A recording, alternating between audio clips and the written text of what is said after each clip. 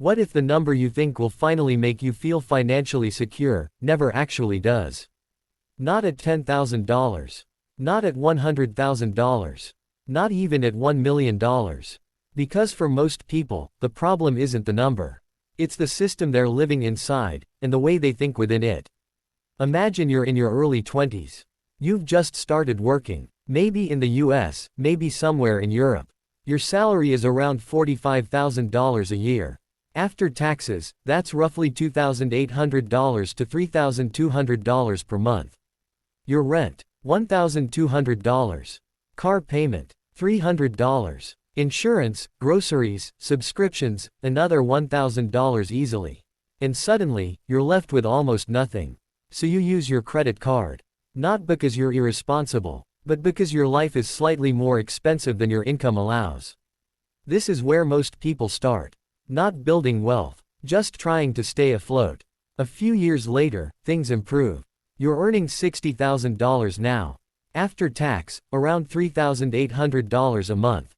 You've saved some money. Maybe $20,000, $50,000. You feel like you're progressing.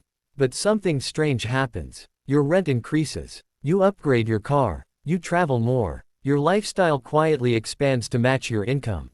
And again, you're left with very little at the end of each month.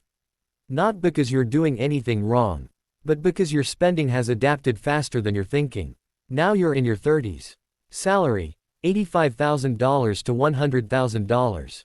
After tax, roughly $5,000 to $6,000 per month. You might have a mortgage now. Maybe $2,000 monthly. Add childcare, insurance, car payments, utilities. You're making more than you ever have. But your financial pressure hasn't disappeared. In fact, it feels heavier. Because now, failure isn't just uncomfortable. It's risky. You have responsibilities. And this is where a subtle mistake becomes permanent.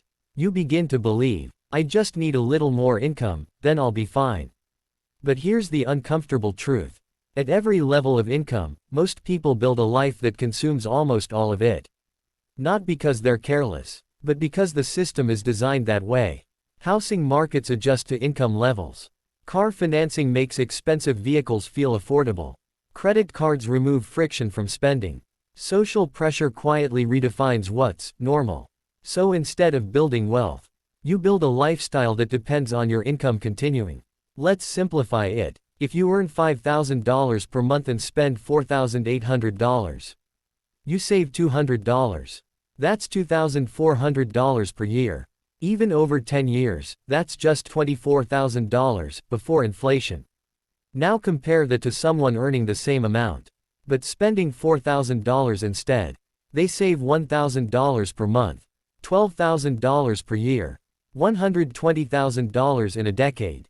Same income, completely different future. The difference isn't intelligence, it's behavior. So why does this happen?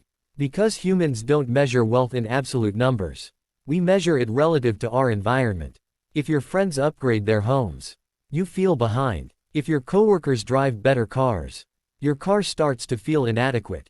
Even if your financial situation is objectively stable. This is called lifestyle normalization. And it's subtle. It doesn't feel like a mistake. It feels like progress. If this continues for 10, 20, 30 years, you don't end up poor. But you don't feel free either. You remain dependent on your job. You delay retirement. You carry financial stress longer than necessary. And the most surprising part, from the outside, your life looks successful. Now, contrast this with a different mindset. Financially aware people don't ask, how much can I afford per month? They ask, how much of my income can I protect from my lifestyle? They don't avoid spending entirely. They just resist automatic upgrades. When their income increases, their lifestyle moves slowly. Their savings move faster. They understand something simple. Wealth isn't built by what you earn. It's built by what you don't turn into expenses.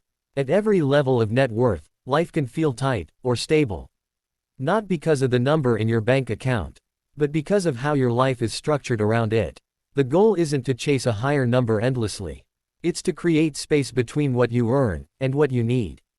Because that space is where financial stability actually lives. If this perspective made you think a little differently, Consider subscribing for more calm, realistic breakdowns like this.